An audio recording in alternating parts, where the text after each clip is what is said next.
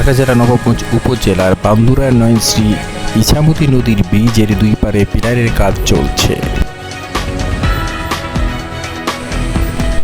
ব্রিজের মাঝখানে পিলারের কাজ শুরু হবে বর্ষাকাল শেষ হলে। বর্তমান নদীতে বর্ষার পানি বেড়ে যাওয়াতে মাঝখানের পিলারের কাজ বন্ধ থাকলেও দুই পারের পিলারের কাজ চলছে দ্রুততার সাথে।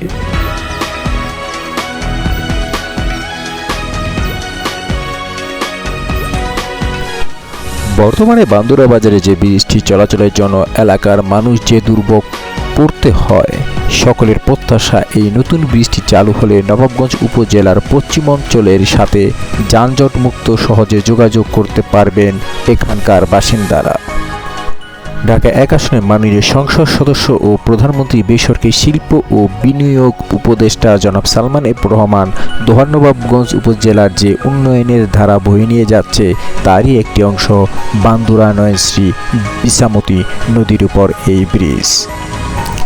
এই ব্রিজটি নির্মাণ হলে নবাবগঞ্জ উপজেলার পশ্চিম অঞ্চলের সাথে একটি মাইল ফলক যোগাযোগ ব্যবস্থা হবে বলে সকলের প্রত্যাশা।